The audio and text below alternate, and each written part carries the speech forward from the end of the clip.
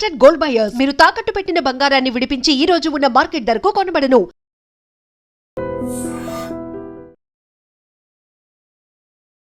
నమస్కారం, welcome to I dream. ధర్మ మార్గం విత్ విజిత కార్యక్రమానికి స్వాగతం.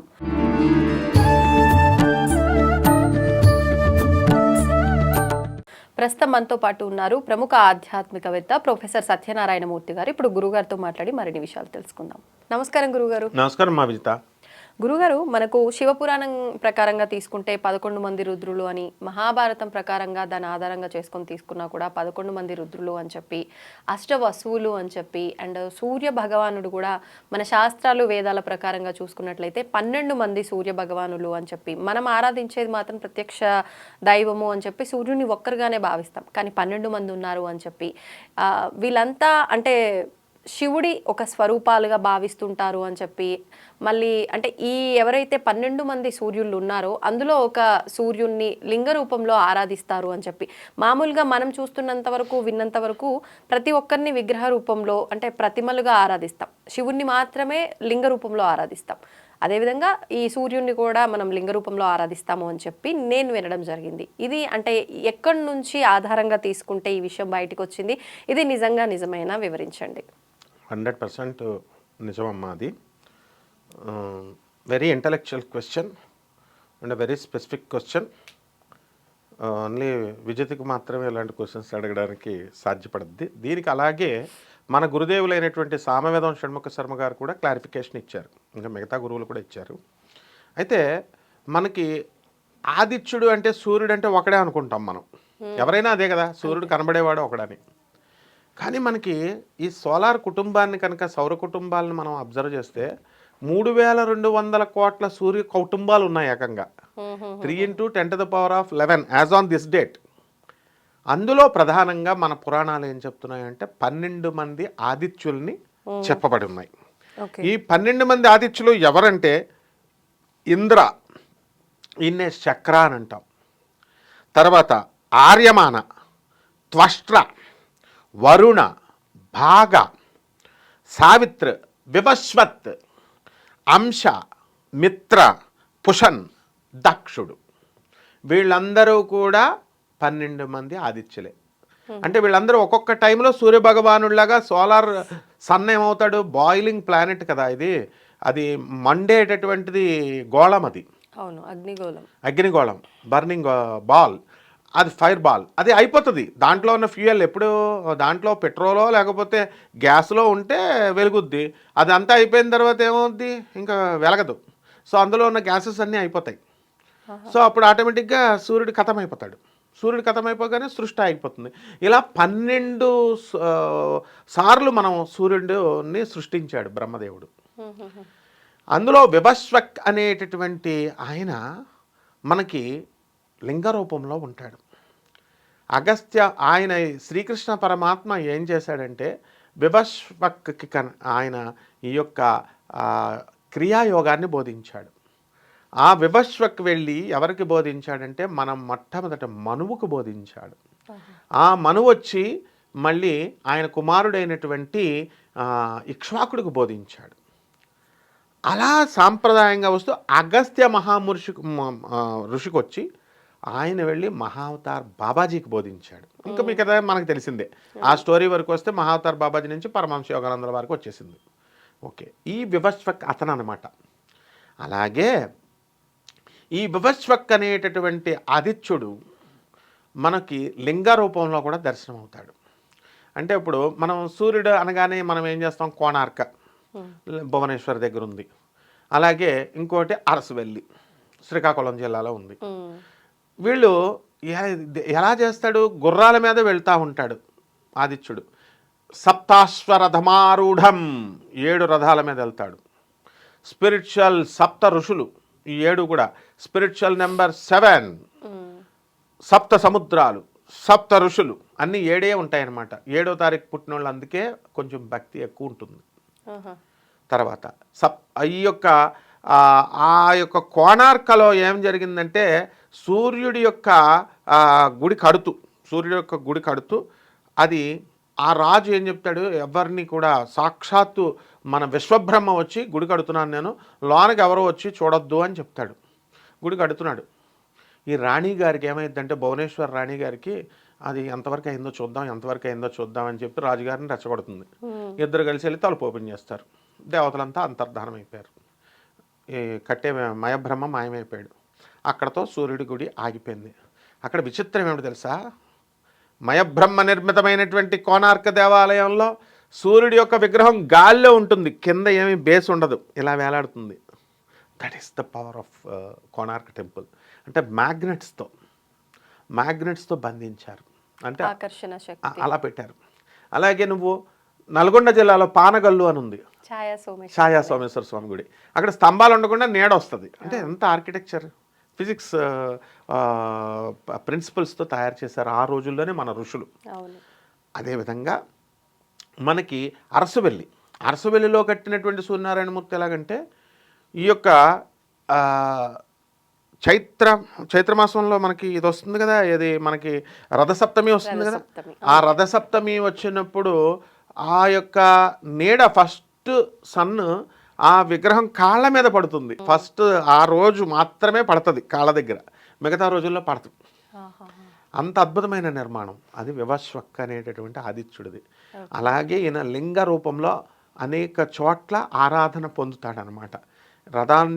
రథాన్ని లాగుతూ, అంటే ఓవరాల్గా ఇక్కడ చెప్పేది ఏంటంటే వీళ్ళంతా శివస్వరూపము అని. శివుడు అనేక రూపాలలో ఉన్నాడు. దూర్వాస మహర్షిగా పుట్టాడు, శ్రీకృష్ణుడు కొడుకైనటువంటి సాంబుడుగా పుట్టాడు, ఆ తర్వాత పరశురాముడు కూడా శివాంశే, విష్ణువంశ కింద తర్వాత మారతాడు. అలాగే పిప్పలాచార్యుడిగా శివుడు పుట్టాడు. అనేక రకాలు. శుక్రాచార్యుడు కూడా శివుడి యొక్క అంశ. ఆ విధంగా ఇది అందుకుంటారు. నెక్స్ట్ మనకి అష్టవశువుల గురించి వెత్తావు నువ్వు, అది అద్భుతం. వీళ్ళంతా ఏం చేస్తారంటే ప్రకృతి నియామకులు. అష్టవశువులు ఎవరంటే మొట్టమొదట ఇంద్రుడి యొక్క అటెండెన్స్ వాళ్ళు, ఆ తర్వాత సాక్షాత్తు మహావిష్ణువుకి అటెండెన్స్.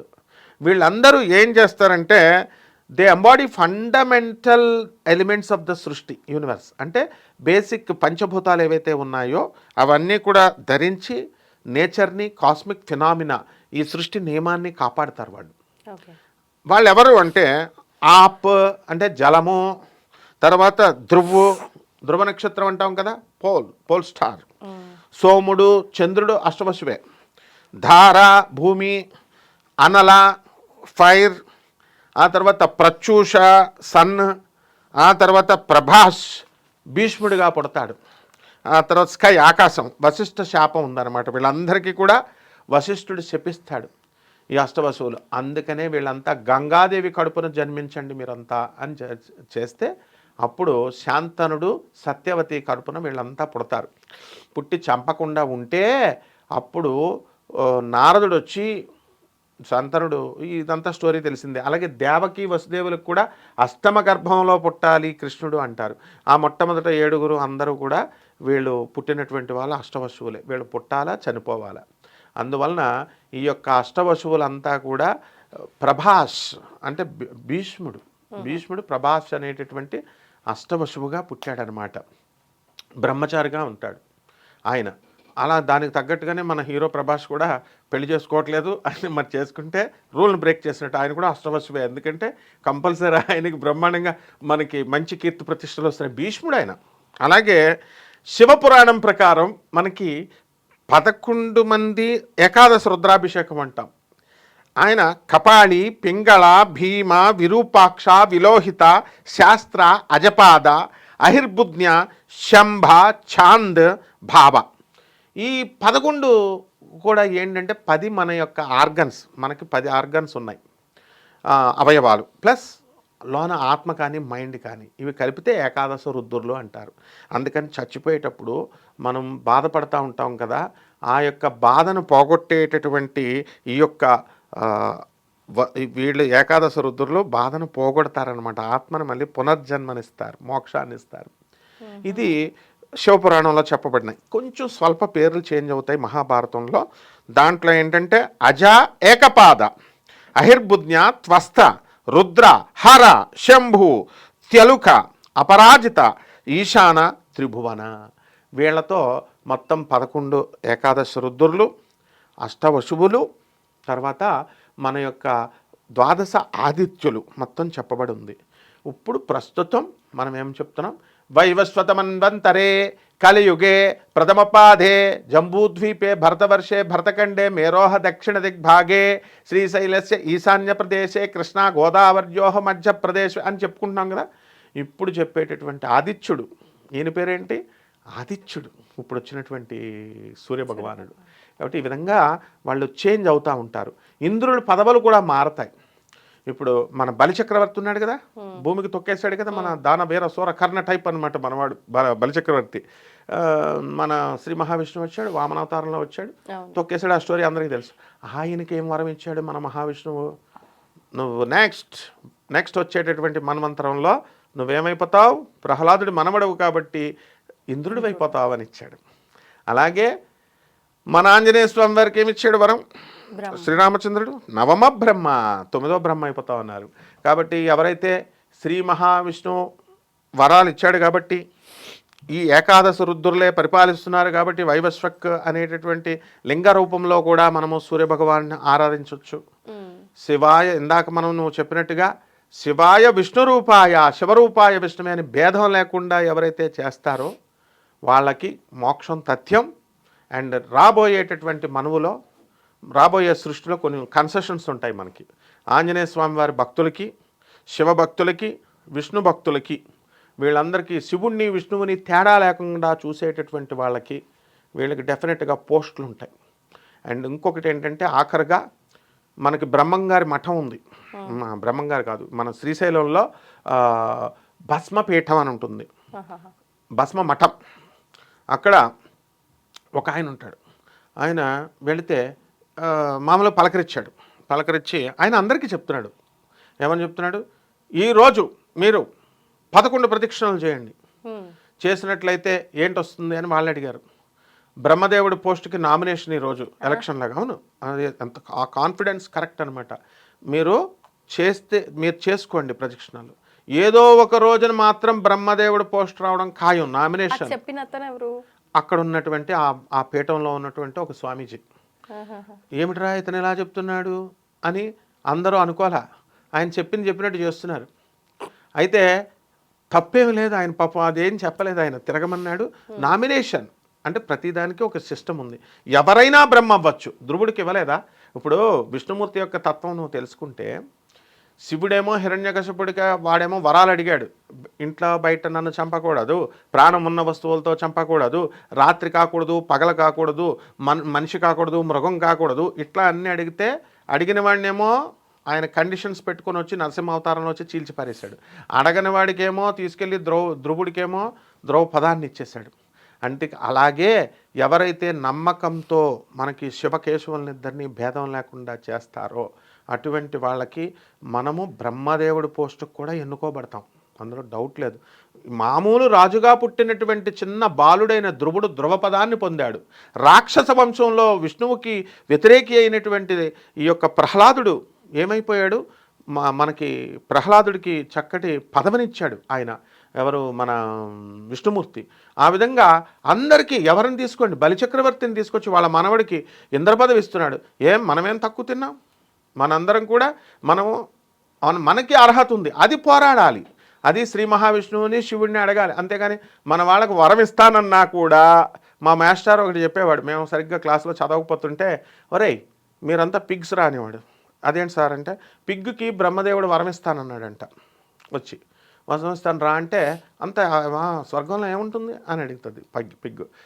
రంభ ఋషి మెనక ఆల్ ఎవ్రీథింగ్ సినిమాలో చూపించినట్టు ఉంటుందంటే, ఓకే రెడీ అందంట. వెళ్ళిపోదాం ఇంకా అనుకునే టైంలో బురద ఉందా అని అడుగుద్ది. అక్కడ స్వర్గంలో బురద ఉండదు అనగానే, నాకొద్దు, నువ్వు ఎన్ని ఫెసిలిటీస్ ఇచ్చినా నాకొద్దు, నాకు ఈ బురద ఇష్టమని భూలోకంలోనే ఉంటాం. ఆ విధంగా మనకి సాక్షాత్తు శివుడు మహావిష్ణువు కూడా, రెండ్రానాయన మీకు ఉత్తమ గతులు ఇస్తాను, మీకు ఉత్తమ పోస్టులు ఇస్తాను, ఇంద్రుడి పోస్టులు ఇస్తాను, బ్రహ్మదేవుడి పోస్టే ఇచ్చేస్తాను రా, కానీ నా పోస్ట్ అడగండి, విష్ణుమూర్తి పోస్టు శివుడి పోస్ట్ అడగకూడదు, మిగతా పోస్టులు అన్నింటిలో పోటీ చేయొచ్చు. అండ్ ఇంద్రుడి పోస్టు కోసం టెండర్ పెట్టాలనుకుంటే, ఇంద్రుడు విశ్వామిత్రుడికి ఏం చేశాడు? మేనకని పంపాడు, వర్షాలు అగ్నులను అందరినీ పంపించేస్తాడు. కాబట్టి ఇంద్రుడికి తెలియకుండా సీక్రెట్గా మనము అష్టదిగ్బంధనం చేసుకోవాలి. మంత్రం మనం చెప్తాం చూడు, వీళ్ళంతా చెప్తారు మంత్రం చేసేటప్పుడు ఓం ఆం హృదయాయ నమః శిరాయ నమః ఏదో మంత్రగాళ్ళలాగా అష్టగం దిగ్బంధనం చేసేసానండి. మంత్రం ఇచ్చేసాను, దిగ్బంధనం చేశాను వీళ్ళ ఋషులు. మరి అలాగే మనం ఒరిజినల్గా పురాణాల్లో ఉన్నది మనం అష్టదిగ్బంధనం మనం చేసుకోవచ్చు. మా నాయన ఆదిశంకర గురుదేవ వచ్చి నాకు అష్టదిగ్బంధనం చేసి పెట్టు, నాయన వివేకానంద అంటే చేసి పెడతారు వాళ్ళు వచ్చి కృష్ణుడిని. మనం చక్కగా ఇంద్ర పదవికి తెలియకూడదు ఇంద్రుడికి అని మనం కనుక మనం సాధన తపస్సు చేస్తే ఇంద్ర పదవి మనకు వస్తుంది, బ్రహ్మదేవుడి పదమే వస్తుంది. కానీ మనం అది చేయట్లేదు కదా. మనందరం ఏం చేస్తున్నాం కలియుగంలో? నిద్ర, భయము, ఆహారము, మైథునము, ఈటింగ్ అండ్ మేటింగ్. కలియుగము ఇది చాలు నాకు, కలిపురుషుడి కబ్జాలోనే ఉంటాను, నేను దుర్యోధనుడితోనే స్నేహం చేస్తాను. అప్పుడు మన పూర్వీకులేగా కర్ణుడు వీళ్ళంతా కూడా. అడిగాడు కృష్ణుడు, కర్ణ వచ్చేయి నాయన ధర్మం వైపు, నా వైపు వచ్చాయి, పాండవుల వైపు. భీష్మ వచ్చేయమ్మా.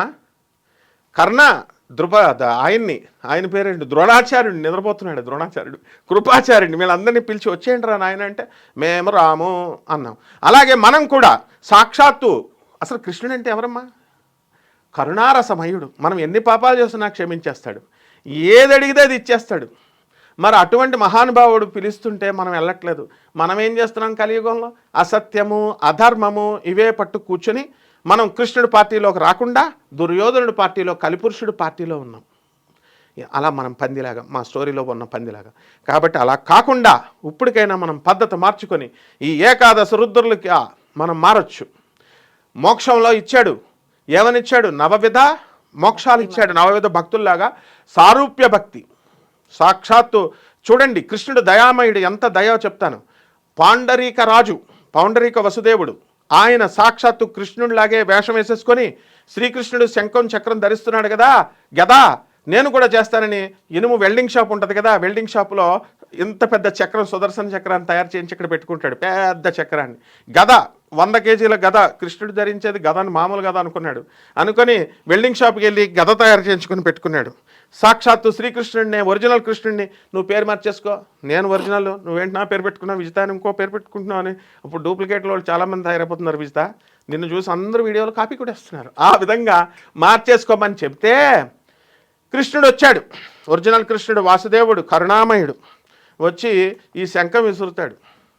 ఈ యొక్క సుదర్శన చక్రం విసిరితే అది పగిలిపోద్ది, గుండె ఆగిపోద్ది వీడికి. అప్పుడు దాకా వీడు ఏమనుకుంటున్నాడు? నేను కృష్ణుడినే అనుకుంటున్నాడు.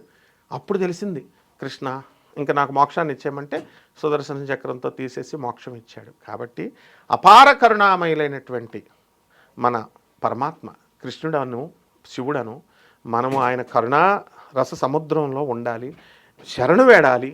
అప్పుడు మనం అందరం కూడా విజేతలు అవుతామమ్మా. ధన్యవాదాలు Guruji. ధన్యవాదాలమ్మా. And for more videos, Please subscribe to iDream.